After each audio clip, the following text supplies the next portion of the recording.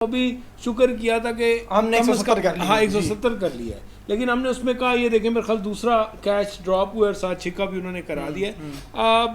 अभी देखें ना अटैक इस तरह से होता है। अभी 22 बॉलों पे मेरा ख्याल है उन्होंने 22 बॉलों पे 46 किया और 19 पे 36 किया हुआ है।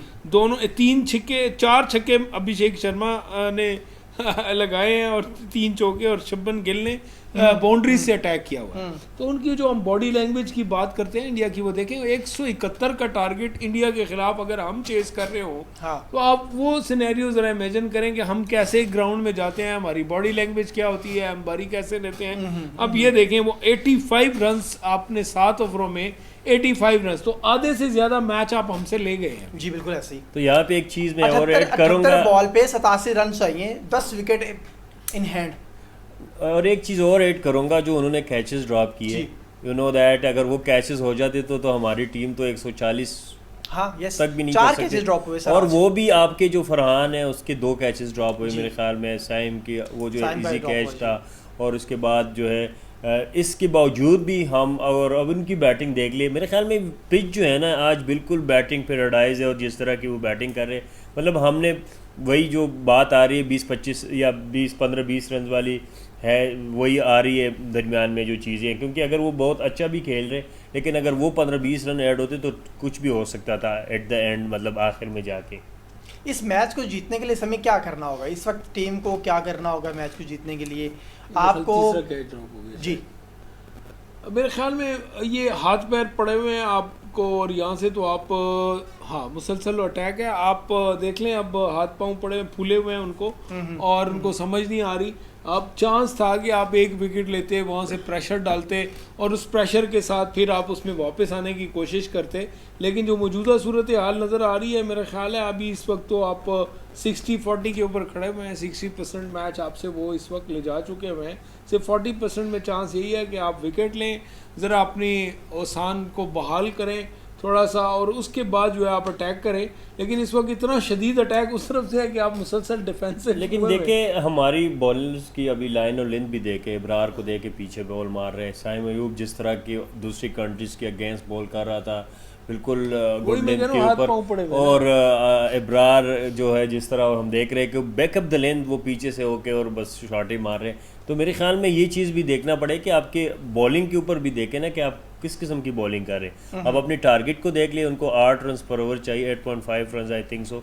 तो लेकिन वो आपकी बॉलिंग इतनी शॉर्ट ऑफ लेंथ डिलीवरीज आपने की है कि उन्होंने अभी 8 ओवर में 90 रन बन गए उनके, तो उनके लिए पीछे रह गया 80 रन, 72 गेंदें। तो मेरे ख्याल में ये चीज़ भी जो है ना देखना पड़ेगा। और ये मेरे ख्याल में एक और ट्राई की है कैच की, लेकिन वो चौका हो गया। तो यही है, अभी 100 रन हो गए मेरे ख्याल में 8 ओवर 94 हो गए जी, और अब निफ सेंचुरी भी स्कोर कर ली गई है 7.84 ओवर। यस 7.8। सर क्या मुझे नहीं समझ आ रही है कि पाकिस्तान ने ये कौन सी ब्रांड ऑफ क्रिकेट खेलते हैं आज। जिस तरह से पाकिस्तान की टॉप ऑर्डर की बैटिंग थी, उसके बाद से फिर जिस तरह से आपने एंड पे जाके क्लोज़ किया उसे, फिर आपके भी जिस तरह से गेंदबाजी हो रही है, अब मुझे नहीं समझ आती कि आप किस तरह से मुकाबला करेंगे। आप वर्ल्ड कप का साल है, अगले साल में वर्ल्ड कप भी होने जा रहा है, आप क्या करेंगे? या आप अगले ही मैचेस में आप अगेंस्ट बांग्लादेश क्या करेंगे, आप अगेंस्ट श्रीलंका क्या करेंगे? आप अपने आप को देख रहे हैं क्या उसमें? यहाँ पे एक चीज़ ऐड करना चाहूँगा कि जय हिंद, स्वागत है दोस्तों आपका हमारे चैनल पर एक और लेटेस्ट वीडियो में। तो दोस्तों सबसे पहले वीडियो को लाइक कीजिएगा, और पाकिस्तानी मीडिया की एक से एक लेटेस्ट वीडियो देखने के लिए प्लीज़ आप हमारा चैनल ज़रूर सब्सक्राइब कर लीजिएगा।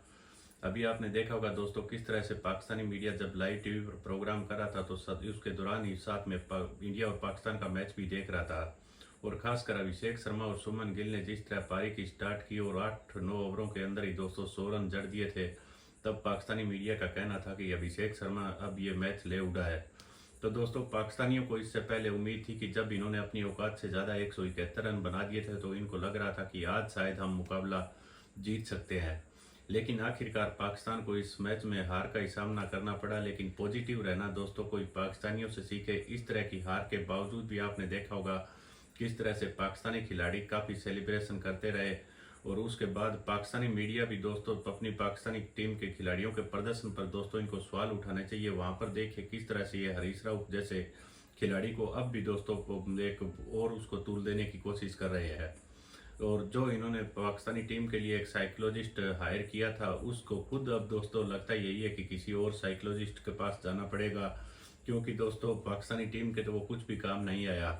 भले ही इन्होंने 171 रनों का स्कोर बनाया था, वो भी भारतीय टीम के कैच छोड़ने की वजह से बना था। तो चलिए दोस्तों, आगे पाकिस्तानी मीडिया किस तरह प्रतिक्रिया आ रही है हम आपको इस वीडियो में दिखाते हैं। अगर आप क्रिकेट को देखते हैं कल गेम, लेकिन पाकिस्तान ने वो परफॉर्म नहीं किया जो कर सकते हैं। बड़ा एंड में आप देखें 6-7 रन का डिफरेंस रह गया, लेकिन यहाँ इंडिया की बैटिंग देख लें और अपनी बैटिंग देख लें।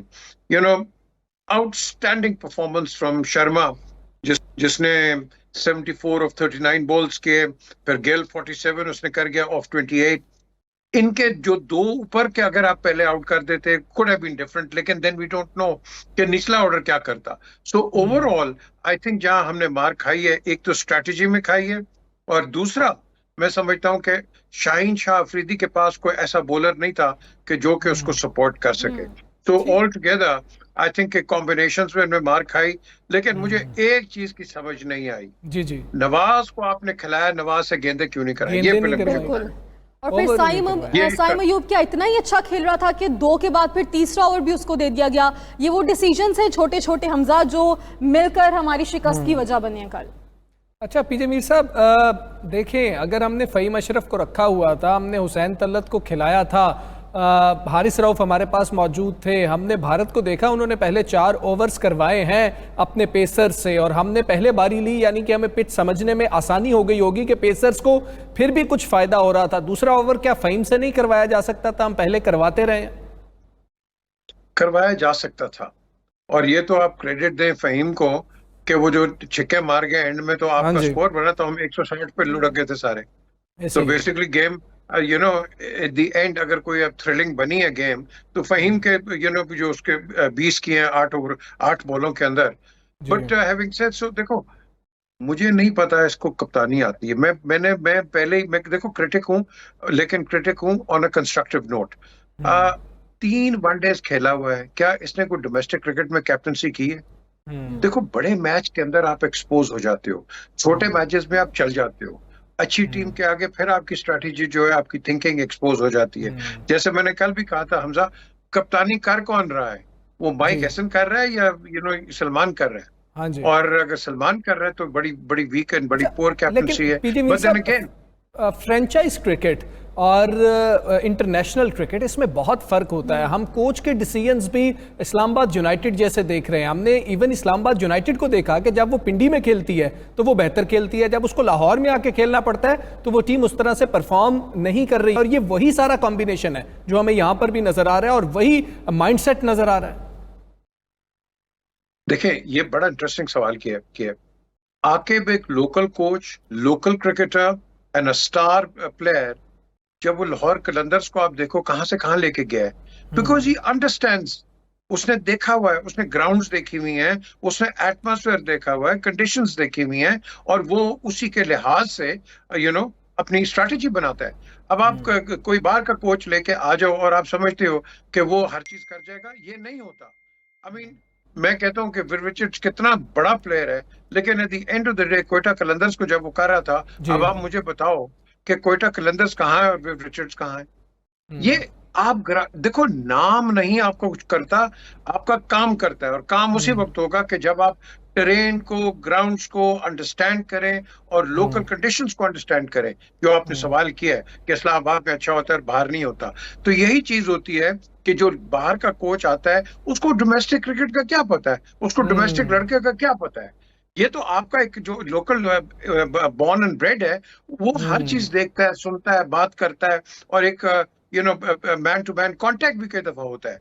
सो ये जो फैक्टर्स हैं, ये एंड में वो कहते हैं ना, push comes to a crunch, तो यहाँ ऐसी चीजें काम आती हैं।